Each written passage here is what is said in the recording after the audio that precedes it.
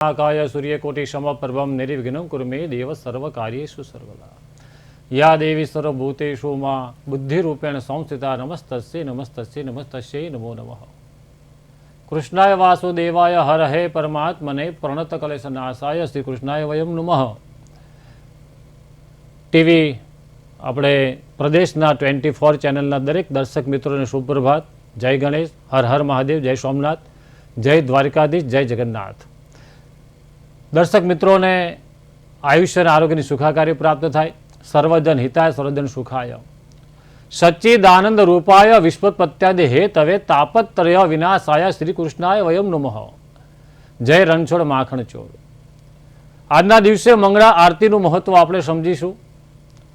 દરેકના જીવનની અંદર જેને કહેવાય કે સર્વજન હિતાય સર્વજન સુખાય, દરેકનું ભગવાનનું આયુષ્ય અને આરોગ્યની સુખાકારી પ્રાપ્ત થાય એના માટે સર્વપ્રથમ પહેલાં તો પ્રાતઃ એટલે કે સવારના 4 થી 6 વાગ્યા સુધીને જેને બ્રહ્મ મુહૂર્ત કહેવામાં આવે છે ને એમાં સૂર્ય ઉદયના પહેલાં જ જે 1.5 કલાક જે છે એ 1.5 કલાક પહેલાં જ્યારે ભગવાનને આપણે ઉત્તિષ્ઠ ગોપાલા એટલે ભગવાનને જે છે એ શયનમાંથી જે આપણા પૂજારી શ્રીઓ તેને અને ઉઠાડી રહ્યા છે ને ત્યાર પછી સ્નાન જે છે, ત્યાર પછી ભગવાનને આપણે જે ભગવાન યશોદા મૈયા જે છે ભગવાન કૃષ્ણ પરમાત્માને કહે છે કે આપણે સ્નાન આદિ કરાવે છે, વસ્ત્ર અલંકાર પહેરાવે છે। ત્યાર પછી તેનું મહત્વ જે છે પૃષ્ટિની અંદર જે પૃષ્ટિ માર્ગની અંદર જે કહ્યું છે કે 8 પ્રકારની હું તો ઝાંખી રે કરું। આવી રીતે ભગવાન કૃષ્ણ પરમાત્મા જે જગન્ના નાથ છે તેને વસ્ત્ર અલંકાર આપણે અર્પણ કરવામાં આવે છે, તિલક આદિ કરવામાં આવે છે, સ્નાન કરાવવામાં આવે છે ને ત્યાર પછી ભગવાનને ધૂપ છે, દીપ છે, નૈવેદ્ય છે। આ રીતે મંગલા આરતીનો પ્રારંભ થાય છે ને મંગલા આરતીનું મહત્વ એટલા માટે કે બ્રહ્મ મુહૂર્ત છે। આ બ્રહ્મ મુહૂર્ત જે છે એની અંદર ભગવાનને કહેવામાં આવે છે કે ભગવાન એકદમ શાંતિનું વાતાવરણ હોય છે। જ્યારે એ સમયની અંદર ધ્યાન છે, ધારણા છે, યોગ અને સમાધિ એની અંદર ભગવાનનો આપણે મંત્રચાર કરતા હોય, ભગવાનના ચરણોમાં પ્રાર્થના કરતા હોય અને એ વખતે ત્યારે ભગવાન જે આપણને દરેક ભક્તોનું કલ્યાણ માટે દરેકને આશીર્વાદ આપતા હોય છે। તો આવા એની અંદર આપણે જે કંઈ પ્રાર્થના કરીએ એ એટમોસ્ફિયર એનું જે વાતાવરણ એટલું બધું સારું હોય છે કે એકદમ સુગંધિત હોય છે। ત્યાર પછી પ્રાતઃકાલ વખતે ભગવાન જે છે એટલે પ્રભાતિયા પણ ગાવામાં આવતા હોય છે। સવારના પરમાં જેટલું પણ ભગવાનની આપણે ભક્તિ થઈ શકે ને એક મનથી, તો જેને કહેવાય કે મન પણ શાંત હોય છે એટલે આપણો વિચાર પણ એક હોય છે અને ભગવાનની અંદર આપણું મન જોડાય છે। આવી રીતે જેને કહેવાય કે દિવસની શુભ શરૂઆત જે છે એ મંગલા આરતીથી થાય છે। આપ જોઈ રહ્યા છો કે દ્વારકાધીશની પણ ક્યાંક ને ક્યાંક આપણે લોકો સવારમાં વહેલા ત્યાં આગળ આપણે દ્વારકાની પણ મંગળા આરતી લેતા હોઈએ છીએ। શ્રીનાથજીની અંદર પણ તો આપણે મંગલા આરતીનું મહત્ત્વ છે। દરેક જગ્યાએ માં ભગવતી અંબાજીમાં આપણે જઈએ ત્યાં આગળ આપણે તો અત્યારે નવરાત્રિ પણ ચાલી રહી છે, અષાઢ મહિનાની ગુપ્ત નવરાત્રિ ચાલુ થઈ ગઈ છે તો એની પણ મંગળા આરતી, દરેક મંગળા આરતીનું એટલું જ મહત્ત્વ છે કારણ કે ભગવાનને સવાર જે છે ભગવાનના દર્શનથી થાય તો દર્શનમ પાપ નાશનમ, જે શરૂઆત જે ઈશ્વરના સાક્ષાત્કારથી થાય, ઈશ્વરના આશીર્વાદ, કારણ કે ચંદન અને વંદન એ પ્રભુને બહુ ગમે છે એટલે ભગવાનના આશીર્વાદ માટે જેને કહેવાય કે મંગલા આરતી આજે આપણા જે ગુજરાતના જે કેન્દ્રીય ગૃહમંત્રી શ્રી અમિતભાઈ સાહેબ શ્રી પણ તેમના પરિવાર સાથે આપણા જે જગન્નાથ ભગવાન જે આપણા અમદાવાદની અંદર જે બિરાજમાન છે, જે જગતનો નાથ, જે આજે નગરચર્યાએ નીકળે એની પહેલાં જે સવારમાં જ ત્યાંના સાધુ છે, સંતો છે, મહંતો છે, ત્યાર પછી ભૂદેવો છે, આ બધાના મંત્રોચ્ચાર દ્વારા, મંત્રની ધ્વનિ દ્વારા જે ભગવાનને ગણેશ આદિ ભગવાન નારાયણની સ્તુતિ કરવામાં આવે છે, મા ભગવતીની સ્તુતિ કરવામાં આવે છે। ત્યાર પછી આપણા જગન્નાથ ભગવાન, ત્યાર પછી બલભદ્ર અને મા ભગવતી જે સુભદ્રા, જે મા ભગવતી જે છે કે બહેન, એ ત્રણેયને વંદના કરવામાં આવે છે અને ઝાંખી કરવામાં આવે છે અને આશીર્વાદ લેવામાં આવે છે। જી શાસ્ત્રીજી, ભગવાન જગન્નાથની રથયાત્રા એનું મહત્વ શું છે?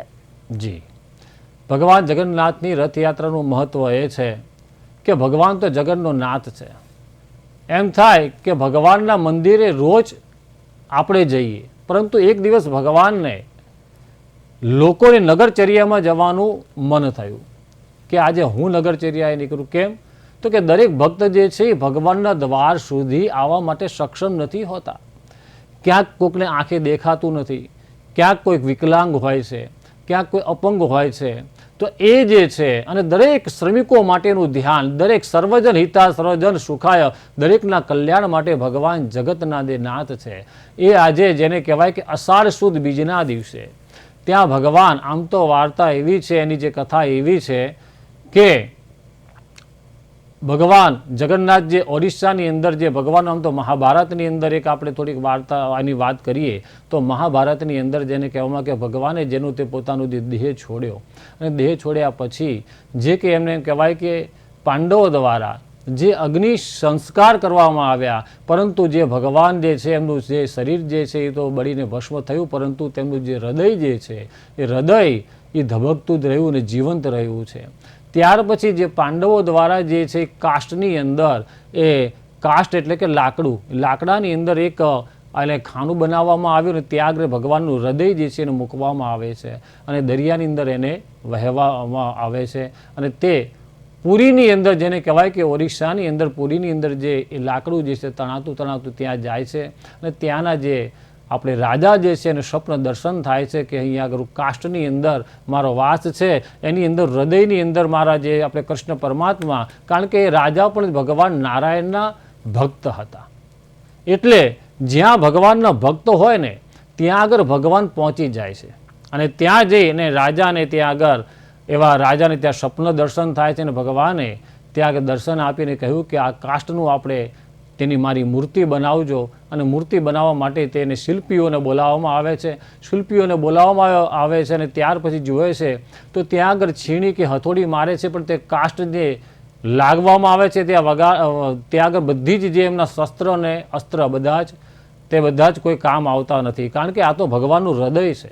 એટલે હૃદયને તો કોણ સ્પર્શ કરી શકે?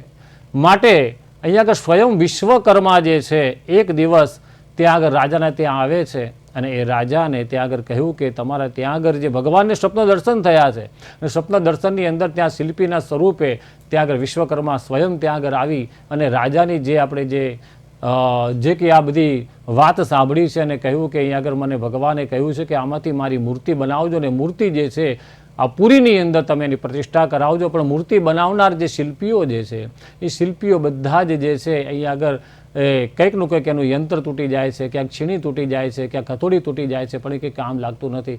અને જ્યારે આ વિશ્વકર્મા સ્વયં જ્યારે આવે છે અને કહ્યું છે કે હું તમારું આ મૂર્તિ બનાવી દઉં, પણ મારી એક શરત છે અને 21 દિવસ સુધી આ મારું આ કામ ચાલશે, પરંતુ 21 દિવસ સુધી આ મારો જે બંધ દરવાજો હોય એની અંદર કોઈએ ખોલવાનો રહેશે નહીં, નહીંતર હું ત્યાં ને ત્યાં આગળ મારું શરીર આપણે અદૃશ્ય થઈ જઈશ અને મૂર્તિ જે પ્રમાણે હશે તે જ પ્રમાણે ત્યાં રહેશે. રાજા શરતે બંધાય છે, વચને બંધાય છે અને એ રાજાએ ત્યાં આગળ ખંડની અંદર, મહેલની અંદર તે શિલ્પીને ત્યાં આગળ આપણે કામ સોંપે છે. કામ 1 દિવસ, 2 દિવસ, 3 દિવસ, 10 દિવસ એમ 14 દિવસ સુધી ચાલે છે. રાજા અને રાણીને અંદર કંઈકનો કંઈક અવાજ આવતો હોય કે અંદર કામ ચાલુ છે.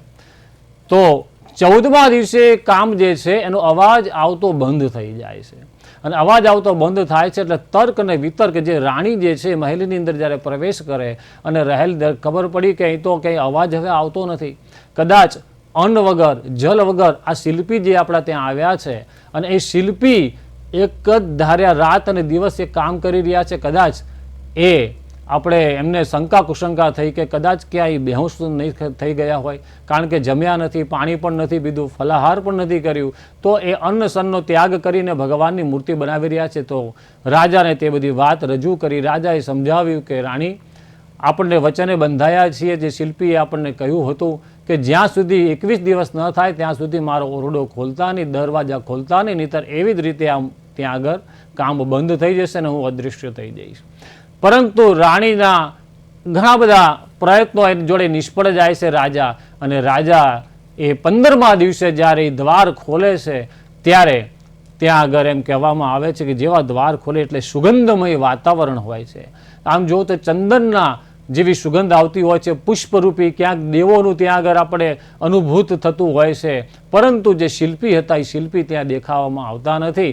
અને ત્યાં આગળ જોવે છે તો 3 મૂર્તિ છે, જગન્નાથ ભગવાનની સાથે બલભદ્રજી અને ત્યાર પછી મા ભગવતી એટલે કે સુભદ્રાજીની એ મૂર્તિઓ ત્યાં નિર્માણ, પરંતુ એ મૂર્તિઓ જે છે ત્રણે ત્રણ મૂર્તિ જે છે હાથ નથી, જેને પગ નથી. અને આ દ્રશ્ય જોતા જ તે બંને જણા ઘણું બધું પ્રાયશ્ચિત કરે છે. પણ હવે તો શું થાય? અને ત્યાર પછી ઘણી બધું ત્યાં પ્રાયશ્ચિત કર્યા પછી ભગવાન નારાયણે કીધું કે આ પણ મારી એક લીલા જ છે.